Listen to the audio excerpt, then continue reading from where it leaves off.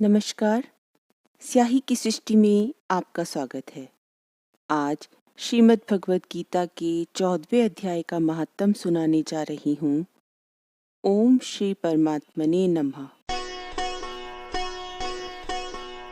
श्री महादेव जी कहते हैं, पार्वती, अब मैं भवबंधन से मुक्ति पाने के साधनभूत 14वें अध्याय का महात्म बतलाता हूँ। तुम ध्यान देकर सुनो। सिंघल द्वीप में विक्रम बेताल नामक एक राजा रहते थे, जो सिंह के समान पराक्रमी और अनेकों कलाओं के भंडार थे। उनके राज्य में प्रजा हर प्रकार से सुखी थी। उन्हें अपने पुत्रों से बड़ा ही स्नेह था। जहाँ भी जाते उन्हें जरूर साथ ले जाते। राजकुमारों ने भी पिता का ही स्वभाव पाया था। उन्हें अपने पालतू जानवरों से बड़ा लगाव था। एक दिन राजा विक्रम शिकार खेलने वन की ओर चले। उन्होंने राजकुमारों को अपने साथ चलने को कहा।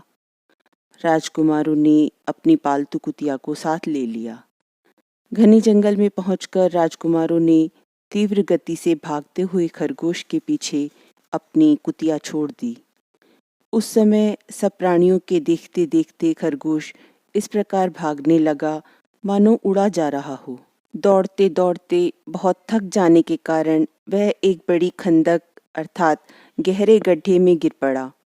गिरने पर भी वह कुतिया के हाथ नहीं आया और उस स्थान पर जा पहुंचा जहां का वातावरण बहुत शांत था। वहां पर हिरन निर्भय होकर वृक्षों की छाया में विचरण कर रहे थे। बंदर भी अपने आप टूटकर गिरे हुए फलों को खाकर तृप्त रहते थे।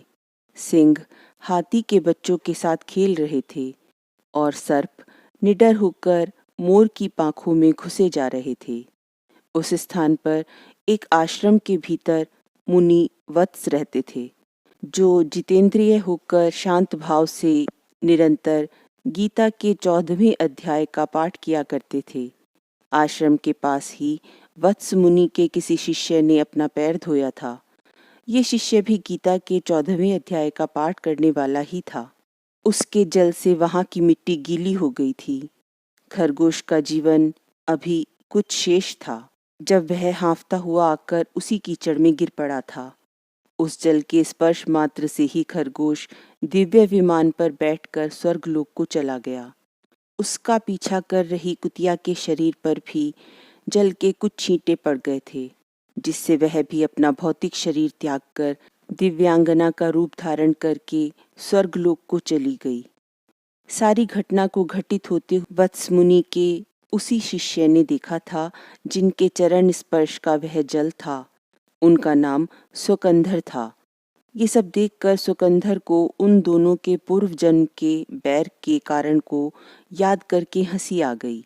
उस समय राजा के नेत्र भी आश्चर्य से चकित हो रहे थे। उन्होंने बड़ी विनम्रता से पास खड़े हुए सुकंधर को प्रणाम करके पूछा, हे विप्रवर, नीच योनि में पड़े हुए दोनों प्राणी ज्ञानहीन होते हुए भी स्वर्ग को चले गए, इसका क्या कारण है? शिष्य ने बताया, हे राजन, मैं वत्स मुनि का शिष्य हूँ।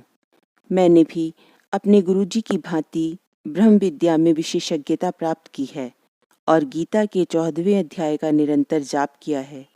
मेरे पैर धोने के जल में लौटने के कारण ये खरगोश कुतिया के साथ स्वर्गलोक को प्राप्त हुआ है।